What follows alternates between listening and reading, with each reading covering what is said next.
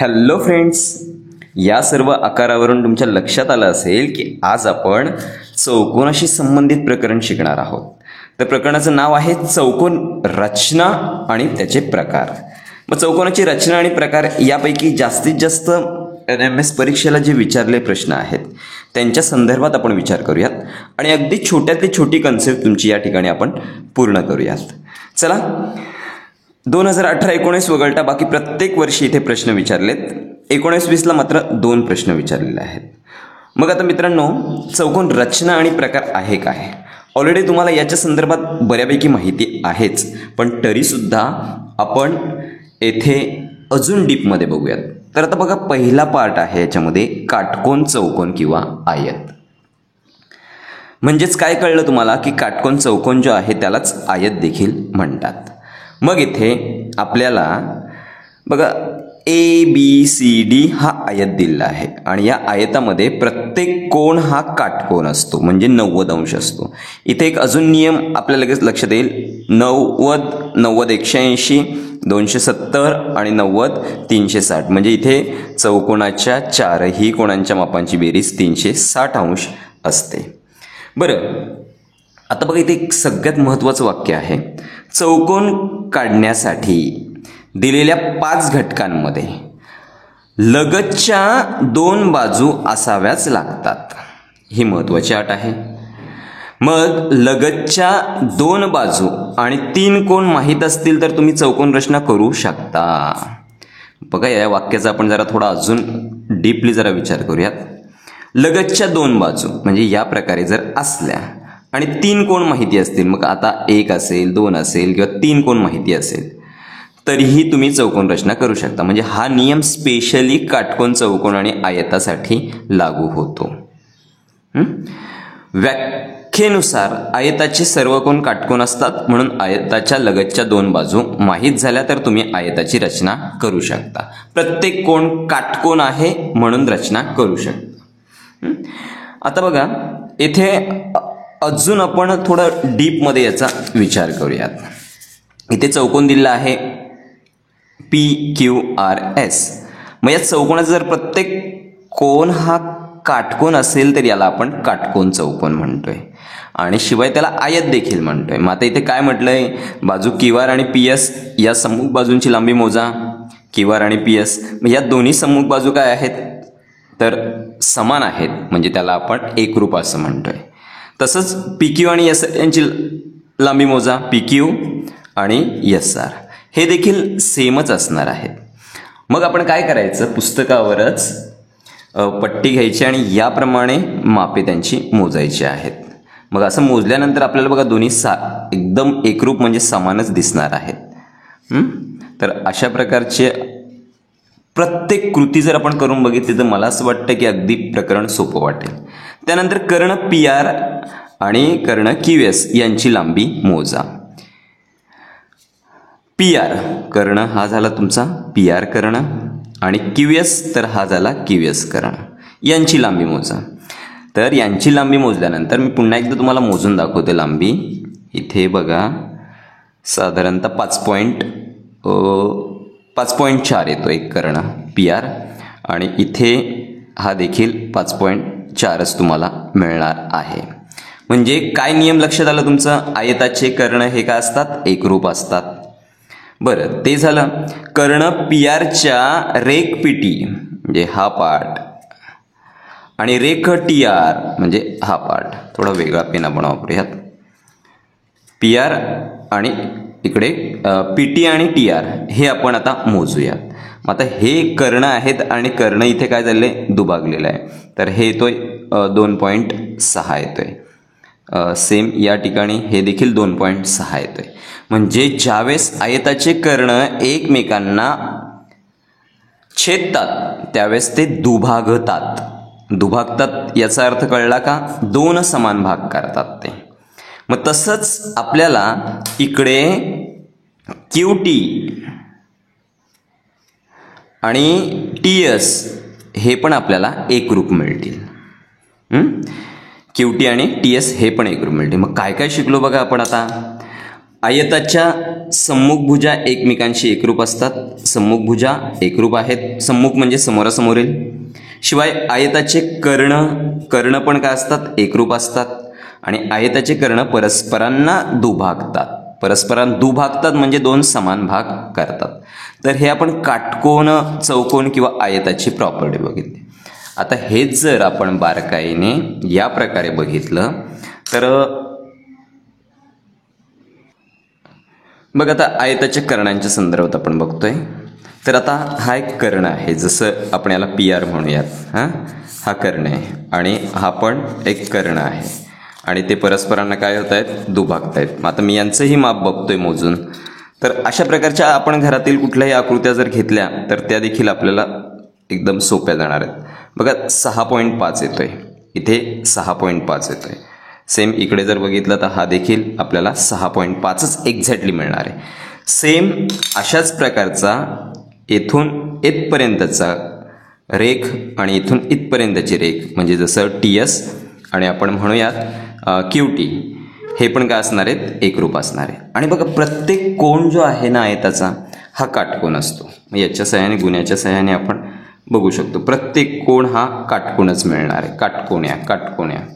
Okay. तर अशा प्रकारे हा झाला आयत आणि यालाच म्हणणार काटकोन चौकोन.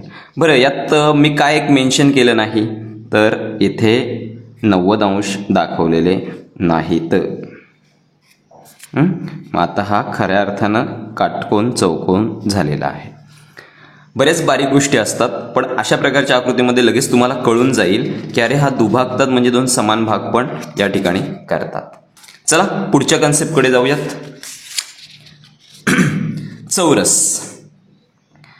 ज्या चौकोनाच्या सर्व बाजू एकरूप असतात आणि सर्व कोण काटकोन असतात त्या चौकोनाला चौरस म्हणतात. मग मला सांगा, हा चौरस असेल का? सर्व कोण तर काटकोन आहेत, पण इथे काय म्हटलं? सर्व बाजू एकरूप आहेत. इथे ही लांबी आणि रुंदी या दोन गोष्टी वेगळ्या आहेत, म्हणून हा काटकोन जो असलेला आहे तो चौरस नाही. मग आता चौरस नेमकं काय असणार आहे? तर बघा, अशा प्रकारची जी आकृती आपल्याला बघायला मिळते ही झाली चौरसची. या आकृतीकडे आपण पुन्हा एकदा येऊयात. पहिले इकडचे कन्सेप्ट पूर्ण करूयात. चौरसाचं नाव सांगा. तर ABCD हे नाव आहे. प्रत्येक कोण कितीचा आहे? 90चा आहे. बरं, याची कर्णांची जर लांबी बघितली तर आपण पुन्हा एकदा काय करतो? यांचे कर्ण मोजून बघतोय. किती? हा 4 आहे अप्रॉक्स. आणि हा पण किती असणार आहे? ऑब्विसली बघा 4च असणार आहे. तर दोन्ही कर्ण 4चे आहेत. मग आपल्याला मगाच्या सारखा हा जो ई बिंदू आहे, ई काय करतोय? तर कर्ण जे आहेत ते परस्परांना त्या ठिकाणी छेदतात. मग ते दुभागलेले आहेत का ते आपण चेक करूयात. म्हणजे आपल्याला AEचं माप 2 पाहिजे, बरोबर आलंय. आणि ECचं माप देखील 2 पाहिजे, हे पण बरोबर आलंय. मग Bचं पण माप आपण बघतोय, बरं हे पण 2 आहे. आणि EDचं पण माप बघतोय, तर हे पण 2 आहे. म्हणजे इथे चौरसाचे कर्ण परस्परांना दुभागतात, दोन समान भाग करतात. बरं, एवढंच नाही तर कर्ण परस्परांशी काटकोन देखील झाल्यासारखे दिसतात. बघा, इथे काटकोन तयार झालेला आहे, इथेही काटकोन तयार झालेला आहे. इकडे जर बघितलं तर इकडेही काटकोन तयार झालेला आहे. म्हणजे आपल्याला लगेच कळून जातं की यार इथे काटकोन तयार झालेला आहे कर्णांच्या ठिकाणी. कळलं याची प्रॉपर्टीज? चला बघूयात आपण इथे काय काय प्रॉपर्टीज म्हणजे त्याचे गुणधर्म बघितलेले आहेत. तर कर्ण समान लांबीचे आहेत, आपण मोजून बघितले, म्हणजेच त्याला काय म्हणतात? एकरूप म्हणतात. कर्ण परस्परांना दुभागतात. कर्ण परस्परांशी काटकोन देखील तयार करतात. आणि कर्ण चौरसाचे सम्मुख कोन दुभागतात. हा मुद्दा एक आपण पुन्हा बघूयात. कर्ण चौरसाचे सम्मुख कोन दुभागतात. म्हणजे बघा, इथे हा 90चा आहे, तर आपल्याला हे 45 अंश दुभागल्यामुळे 45 अंश मिळणार आहेत. असं प्रत्येक 45 आपल्याला मिळणार आहेत. म्हणजे ही एक प्रॉपर्टी आपण लक्षात ठेवा. कर्ण चौरसाचे सम्मुख कोन दुभागतात. आता बघा सेम आकृती आपण इकडे बघतोय चौरस. इथे आपल्याला काय दाखवायचं आहे तर प्रत्येक कोण काटकोन आहे. मगाशी आपण गुण्याचा वापर केला होता. प्रत्येक कोण किती इथे काटकोन आहे, काटकोन आहे, काटकोन आहे. अशा प्रकारे आपण प्रत्येक कोण काटकोन मोजला. बरं इथे काटकोनचं आपण जर सिम्बॉलच दिलं नाही तर तो काटकोन होणार नाही, म्हणून आपण इथे सिम्बॉल द्यायचा आहे. ओके इथपर्यंत झालं. आता इथे बघा कर्ण परस्परांना दुभागतात आणि नुसते दुभागत नाही तर परस्परांशी काटकोन कोण तयार करतात. दिसलं. मग इथे काय झालं काटकोन झालेलं आहे. मग एकच काटकोन नाही तर हा पण काटकोन 2 3 4 हे चारही काटकोन आहेत. मग बघा आपण आता याचे देखील कर्ण जे आहेत ते आपण या प्रकारे फोल्ड केले, इकडेही फोल्ड केले आणि इथे बघा आपल्याला लगेच इथे 90 अंशाचा कोन तयार झाला, इथेही 90 अंशाचा कोन तयार झाला बघा अशा प्रकारे. आणि शिवाय आपल्याला इथे पटकन काय करता येईल तर यांचं मेजरमेंट पण घेता येईल. आता बघा सेम टू सेम इथे टोकं जोडली म्हणजे हे काय झाले की परस्परांना दुभागलेले आहेत कर्ण, म्हणजे ही एक कन्सेप्ट पूर्ण होते. ओके तर हे झालं सगळं चौरसा संदर्भात.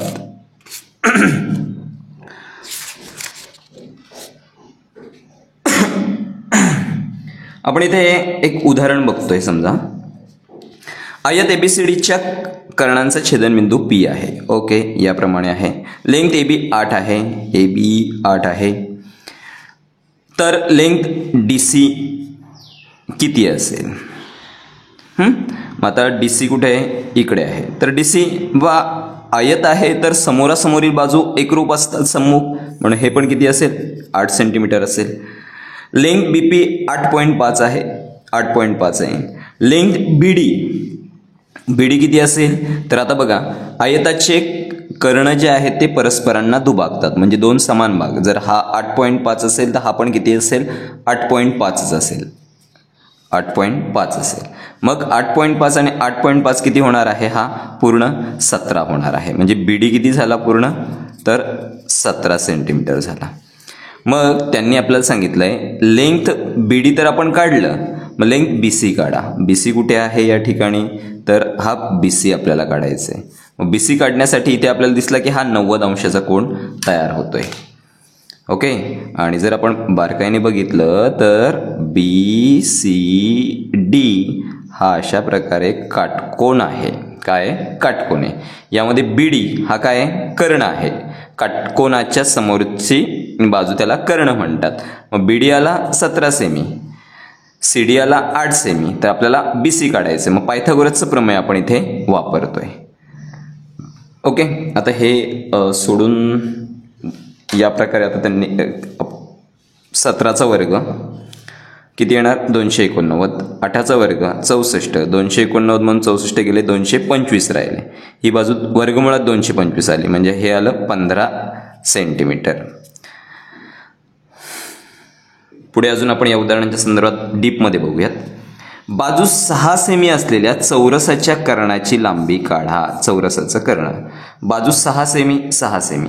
इथे देखील आपण पायथागोरसचं प्रमेय वापरतोय. मग पायथागोरसचं प्रमेय वापरत असताना इथे त्रिकोण पी क्यू आर झाला. त्रिकोणाचं नाव काय पी क्यू आर. मग याच्यामध्ये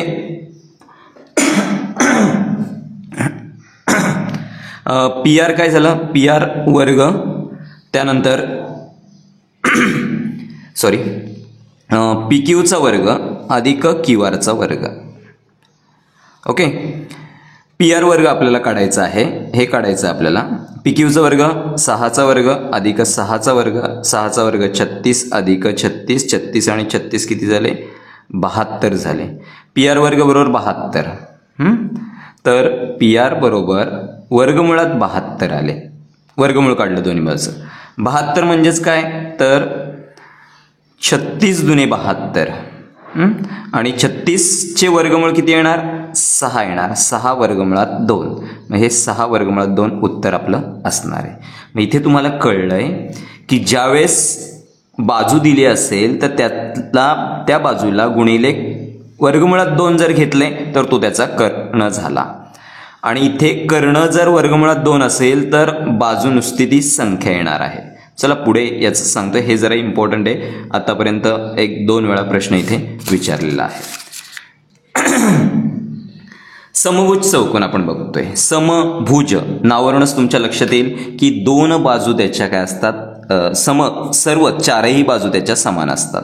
मग बघा आता EH, FG असेल आणि EF असेल, या सगळ्याच बाजू तुम्हाला बघा एक समान चिन्हाने दाखवल्यात की हे समानच आहे. मग आता इथे आपल्याला काय करायचं आहे, तर समभुज चौकोनाचे सम्मुख कोणांचं जर माप बघितलं तर ते एकरूप आपल्याला मिळणार आहेत. मग सरळ काय करायचं, पुस्तकामध्ये पण ना जास्तीत जास्त साहित्याचा वापर करायचा. मग अशा प्रकारे आपण इथे याचं माप मोजते. ओके, तर अशा प्रकारे माप मोजून त्यांचे सम्मुख कोन जे आहेत ते सम्मुख कोन एकरूप आहेत का ते आपल्याला इथे बघायचं आहे. तर ऑब्विसली ते एकरूप असतातच. कर्ण समभुज चौकोनाचे सम्मुख कोन दुभागतात. सेम मगाच्या सारखं याचं माप इकडे माप जे आहेत ती त्यांची समान असतात. कर्ण काय करतात, सम्मुख कोन दुभागतात. कर्ण परस्परांना दुभागतात आणि परस्परांशी इथे देखील काटकोन असतात. बघा काटकोन 90 अंशाचा कोन तयार झालेला आहे इथे. इथे बघा 90 अंशाचा कोन तयार झालेला आहे. तर समभुज चौकोन, आणि मी पुन्हा थोडं मागे जातोय, आपला जो चौरस आहे हे दोन्ही सारखे आहेत की नाहीत ते सांगा. तर हे दोन्ही सारखे आहेत. मग आपला जो चौरस आहे, चौरस समभुज चौकोन होईल का, या प्रश्नाचं उत्तर तुम्ही शोधाल असं मला वाटतंय. चौरस समभुज चौकोन होईल का, तर बघा इथे देखील 45, 45, 45, 45 हे झालं. त्यानंतर इथे 90 अंश आहे, तर इथे काही तसं मेन्शन नाही, पण इथे प्रत्येक बाजू काय आहे, एकरूप आहे. इथे प्रत्येक बाजू एकरूप आहे. यावरून तुम्हाला अंदाज आला असेल की चौरस समभुज चौकोन होईल का.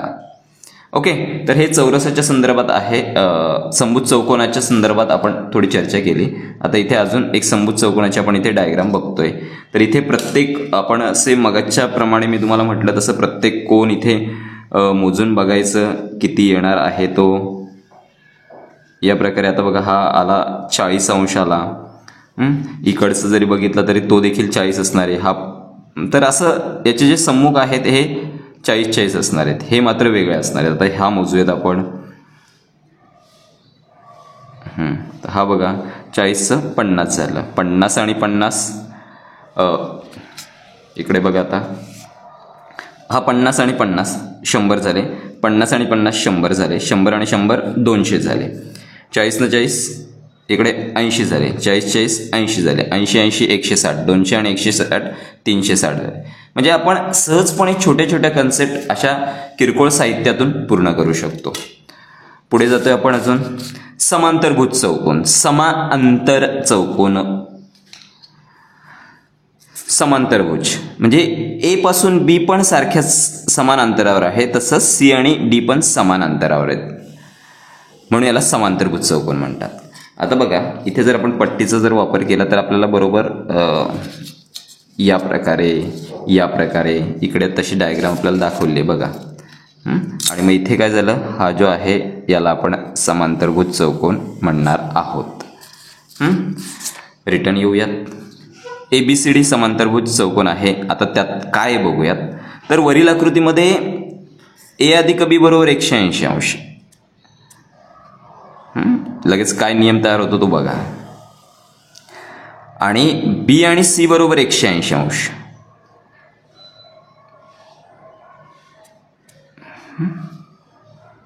C आणि D यांची बेरीज पण 180 होणार आणि D आणि A यांची बेरीज पण 180 होणार.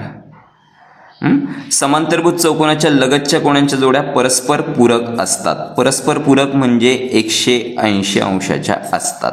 लगतच्या जोड्या ही CD AD परस्पर पूरक असतात. हा एक नियम झाला. तुम्ही प्रत्यक्ष मोजून बघा.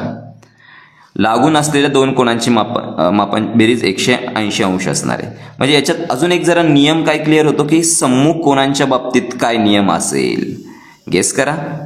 म्हणजे B आणि D कोण असेल किंवा A आणि C कोण असेल यांच्या बाबतीत काय सांगता येईल.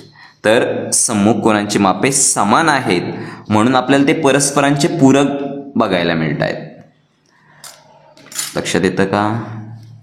सम्मुख कोणांची मापे समान आहेत म्हणून ते पूरक आपल्याला दिसत आहेत. पूरक म्हणजे 180. सम्मुख भुजा समान लांबीच्या असतात, समोरासमोरील समान लांबीच्या म्हणजेच एकरूप आहे. कर्ण एकमेकांना दुभागतात. कर्ण काय करतात? दुभागतात. तर हे गुणधर्म आपण थोडं पडताळून बघूयात. समांतरभुज चौकोन, हा बघा समांतरभुज चौकोन. आपल्याला काय चेक करायचं आहे? सम्मुख बाजू. याची सम्मुख बाजू आपण सहज काढून बघा 9 आहे ही बाजू. तर इकडे देखील आपण जर बघितलं तर ही बाजू देखील आपल्याला 9च बघायला मिळते. बघा 9च मिळणार आहे. आता इकडची बाजू जर ही आहे 6.5 तर ही पण बाजू किती दिसणार आहे? मिळणार आहे आपल्याला 6.5च असणार आहे. झालं हे. कर्ण परस्परांना दुभागतात म्हणजे 2 समान भाग याचे करतात. आपण यापैकी एकच कर्ण मोजूयात. 4 आहे. इकडे देखील बघा 4च आपल्याला मिळतोय. सेम हा आणि हा कर्ण पण काय असणार आहे? समान असणार आहे. आपण आता कोन मापकाचा वापर करून काय मोजू शकतोय? तर कोन मोजू शकतोय. किती आहे? 45 आहे. ओके, सॉरी, आपण पूर्ण मोठा कोन मोजूयात. काय आहे तो? इथे हा झाला आपला 120 अंशाचा कोन. किती? 120चा. सेम हा पण किती असेल? 120चा. आणि मग आता गेस करू शकता हे दोघे 120चे झाले म्हणजे हा कितीचा असणार आहे? तर 60चा असायला पाहिजे. बरोबर. बघा इथे हा 60चा आला म्हणजे 120 आणि 60 किती झाले? 180. 60 आणि 120 180 झाले. सेम म्हणजे परस्परांचे हे लगतचे कोण पूरक असतात. किती सोपं आहे समांतरभुज चौकोन. म्हणजे आपल्याला जो अवघड वाटणारा प्रकरण आपण जरा या पद्धतीने थोडा सोपा केलेला आहे. समलंब चौकोन. समलंब चौकोन इथे बघा समांतर रेषांच्या छेदिकामुळे होणाऱ्या अंतरकोणांचे गुणधर्म. अंतरकोण मगाच्या सारखं W आणि X हे किती असणार? 180 असणार. यांची बेरीज सेम इकडे Z आणि Y यांची बेरीज पण किती असणार आहे? 180 अंश असणार आहे. हा नियम इथे फक्त एक लक्षात ठेवा.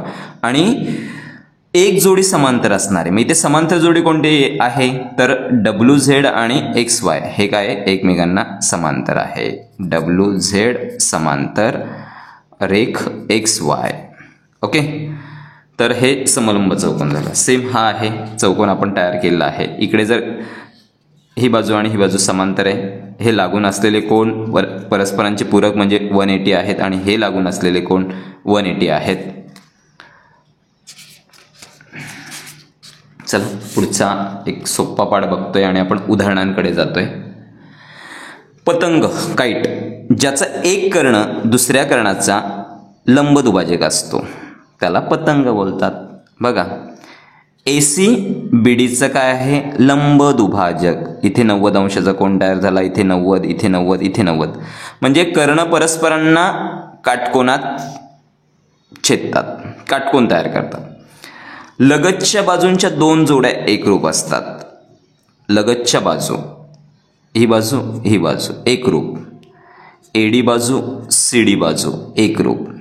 सम्मुख कोणांची एक जोडी एकरूप असते. सम्मुख कोणांची एक जोडी एकरूप असते. यात तुम्ही गेस करा म्हणजे AC एकरूप आहे की BD एकरूप आहे. निरीक्षणानेच तुमच्या लक्षात येईल काय आहे. हा पाठ तुमच्यावर सोडला. सम्मुख कोणांची एक जोडी एकरूप असते. चला वळूया पुढील प्रश्नाकडे. 2019-20ला विचारलेला खालीलपैकी कोणत्या माहितीच्या आधारे चौकोन रचना करता येणार नाही निगेटिव्ह क्वेश्चन आहे. तर बघा यामध्ये 4 बाजू आणि 1 कर्ण दिले आहे. आपल्याला सहजपणे चौकोन रचना करता येईल. 4 बाजू आणि 1 कर्ण. शक्यतो या उदाहरणामध्ये असं विधान बघायचं आहे की जे कम्प्लिटली रॉंग आहे.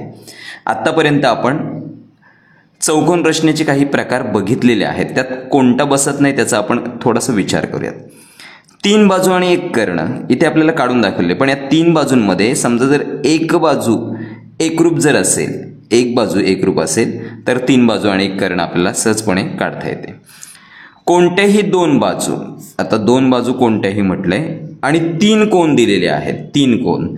आता दोन बाजू जर म्हटलं तर आपण काटकोणाचा विचार केला की दोन बाजू याच्या दिलेल्या आहेत. समजा ही एकरूप बाजू आहेत असं आपण समजूयात. पण इथे काय म्हटलं याने तीन कोन म्हटले, तर तीन कोन नसतो इथे एकच असतो. आपण त्यामुळे हे विधान क सध्या चुकीचं आहे. चला आता पुढे जाऊयात. तीन बाजू, पुन्हा तीन बाजू आपण घेऊयात, 1 2 3 अशा प्रकारे, आणि त्यांनी समाविष्ट केलेले कोन. आता त्यांनी समाविष्ट केलेले कोण येणार आहेत. जर तीन बाजू म्हटल्या तर त्याच्यामध्ये पण मगाशी म्हटल्याप्रमाणे ह्या जर दोन एकरूप असतील, ओके, तर ही आपल्याला तिसरी बाजू काढता येईल आणि समाविष्ट कोण, तर लगेच चौथा कोण पण आपल्याला इकडे मिळून जाईल. तर हे ड विधान पण बरोबर आहे. म्हणजे आपण इथे फक्त क जे आहे हे चुकीचं विधान आहे. विधान संबंधित पुढचा अजून एक प्रश्न जो 23-24 ला विचारले. खालीलपैकी कोणत्या माहितीच्या आधारे चौकोन रचना करता येणार नाही अशा प्रकारचा प्रश्न आहे. मग बघा इथे तीन बाजू आणि दोन कर्ण. मग आता समजा आपण लगेच काढून बघूयात, थोडी शहानिशा पण आपली होईल. तीन बाजू आपण काढलीत आणि दोन कर्ण काढलेत. येस, दोन कर्ण काढल्यानंतर बरोबर आपल्याला हा एक्झॅक्टली पॉईंट इथे मिळेल आणि मग नंतर आपण हा जॉईन करू शकतो. बरोबर आहे. एक बाजू आणि चार कोण. बघा दुसरं पर्याय आहे एक बाजू व चार कोण. एक बाजू कोणामध्ये आहे तर चौरसामध्ये आहे, त्यानंतर समभुज चौकोनामध्ये आहे. पण आपण जर चौरसाचं जर उदाहरण बघितलं तर त्याच्यामध्ये चार कोण असतात का? नाही. तर प्रत्येक कोण चौरसामध्ये काटकोण असतो, मात्र चार बाजू एकरूप असतात. आपण जर समभुज चौकोनाचा विचार केला, समभुजमध्ये विचार केला आपण साधारणतः, तर याच्या समजा चार बाजू एकरूप आहेत, पण याचे सम्मुख कोण जे आहेत ते देखील एकरूप राहणार. म्हणजे इथे हे वेगळे राहणार आणि हे वेगळे राहणार. त्यामुळे इथे चार कोण नाही, दोन कोण असतं तरी चाललं असतं. म्हणजे इथे दुसरं ऑप्शन आपल्याला सध्या चुकीचं दिसतंय. लगतच्या दोन बाजू आणि तीन कोण, आपण त्या काटकोन चौकोन म्हणजे आयतामध्ये बघितलं होतं. लगतच्या दोन बाजू आणि तीन कोण आणि चार बाजू व एक कर्ण, अर्थातच चार बाजू आणि एक कर्ण असल्यानंतर हे बरोबरच येणार आहे. म्हणून पर्याय क्रमांक 2 या ठिकाणी चुकीचा आहे. मगाशीच म्हटल्याप्रमाणे आपल्याला विधान कोणतं एकदमच चुकीचं वाटतं की या सगळ्यासाठी आपल्याला आकृत्या काढून बघाव्या लागतील. चला 19-20 ला विचारलं आणखी एक उदाहरण. 10 सेमी बाजू असणाऱ्या चौरसाच्या कर्णाची लांबी किती? लगेच आपण काय करायचं, पटकन चौरस ड्रॉ करायचा. चौरस ड्रॉ केला हातानेच याप्रमाणे हा चौरस झाला. चौरसाची 10 सेमी बाजू असणाऱ्या 10 10 10 10 आणि चौरसाचं कर्ण, आता कर्ण या प्रकारे आपण काढला तर त्याची लांबी किती? मग अशी काही आपण उदाहरणं देखील सोडवली आहेत. मग इथे आपण पायथागोरसचा प्रमेय वापरतो आणि हा झाला या त्रिकोणाचा कर्ण, या त्रिकोणाचा हा कर्ण झाला आणि आपण पायथागोरस वापरतोय. मग 10चा वर्ग अधिक 10चा वर्ग बरोबर आपल्याला कर्णवर्ग मिळणार आहे. 10चा वर्ग 100 अधिक 100 बरोबर कर्णवर्ग आणि हा 200 येणार. कर्णवर्ग बरोबर 200 येणार. तर कर्ण काय येणार, तो वर्गमुळात 200 येणार. ओके, कधी कधी असे उत्तर असेल वर्गमुळात 200 म्हणजेच काय, तर याचे आपण अवयव पाडले तर 2 गुणिले 100 येणार. आणि इथे 100 काय आहे तर 10चा वर्ग, मग वर्गमुळाच्या चिन्हाच्या बाहेर काढलं तर 10 वर्गमुळात 2 हे उत्तर येणार. म्हणजे आता सध्या आपल्याला 200 पर्याय क्रमांक 3 वर्गमुळात 200. पुन्हा चौरसाशी संबंधित उदाहरण आहे 20-21 ला विचारलेलं. मित्रांनो अगदी सोपी उदाहरणं आहेत. तुम्ही डेफिनेटली व्हिडिओच्या शेवटपर्यंत चला, तुम्हाला अगदी सोप्या ट्रिकने बऱ्याच चांगल्या गोष्टी सांगितल्या जातील. चौरसाची परिमिती 48 सेमी आहे. तर चौरसाच्या कर्णाची लांबी काढा. 48 म्हणजे आपण पुन्हा इथे काय करतोय, चौरस काढतोय. ओके, चौरस काढल्यानंतर त्याची परिमिती 48 आहे. मग परिमिती म्हणजे सगळ्याच बाजूंची लांबीची बेरीज. मग आता बघा 48 भागिले 4, चौरसाच्या सगळ्या बाजू एकरूप असतात. 48 4 भागा 12 आले. ओके, तर इथे 12 आले, 12 आले, 12 आले आणि 12 आले, म्हणजे झाले 48. आता आपण मगाच्याच प्रमाणे चौरसाचं काय करतोय, कर्ण काढतोय. चौरसाचा कर्ण काढल्यानंतर हा किती झाला, आणि बाजू 12 आहे, तर चौरसाचं कर्ण काय येईल, 12 वर्गमुळात 2. इथे पण बघा बाजू 10 आहे, बाजू 10 आहे, तर कर्ण काय आला, 10 वर्गमुळात 2. आणि आपण आधी उदाहरण सोडवताना हेच वापरलं होतं. मग हे लक्षात ठेवा, डिरेक्टली काही न करता 12 मिळालं, त्यामुळे 12 वर्गमुळात 2 म्हणजे हे पर्याय बरोबर येईल.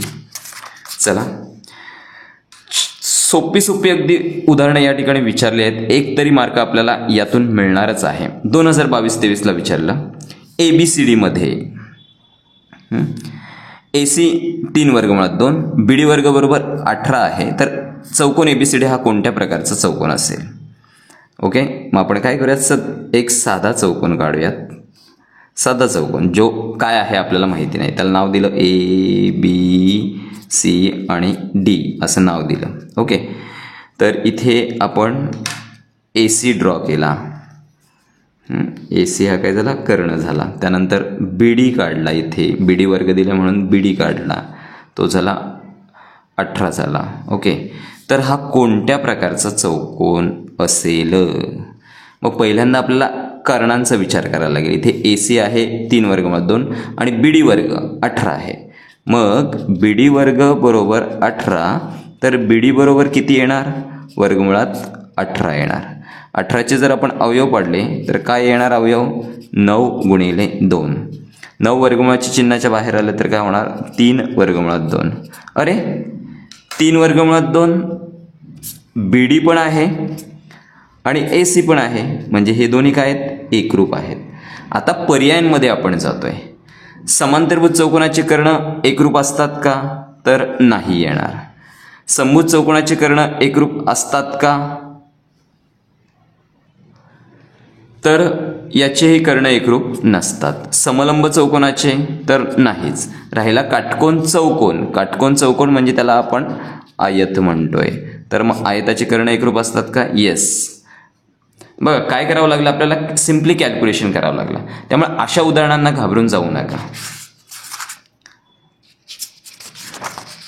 चला, समांतरभुज चौकोन थोडा वेगळा उदाहरण आलं इथे. सम्मुख कोनांची मापे 4x + 20 अंश आणि 100 + x अंश आहेत, तर आपल्याला x ची किंमत काढायची. समांतरभुज चौकोन, आपण चला समांतरभुज चौकोन काढूयात. या प्रकारे आहे समांतरभुज चौकोन. आता त्याचं वैशिष्ट्य काय असतं, सम्मुख बाजू एकरूप असतात आणि समांतर देखील असतात. आता सम्मुख कोणांच्या संदर्भात काय, की समजा हा कोण आहे आणि हा कोण आहे, सम्मुख कोण हे एकरूप असतात. मग आपण काय लिहूया तिथे, 4x + 20 अंश बरोबर 100 + x अंश. ओके, तर आता आपण काय करू, हे सगळ्या 4x आणि x जसं एकच्या समीकरण सोडवू त्याचप्रमाणे 4x + x हे बरोबर चिन्हाच्या डाव्या बाजूला येताना +x होणार, बरोबर इकडे आहे 100 अंश आणि -20 तिकडे जाताना काय होणार, +20 होणार. मग 4x आणि x किती होणार, 5x होणार. 5x बरोबर 120 अंश, तर x बरोबर 120 अंश भागिले 5.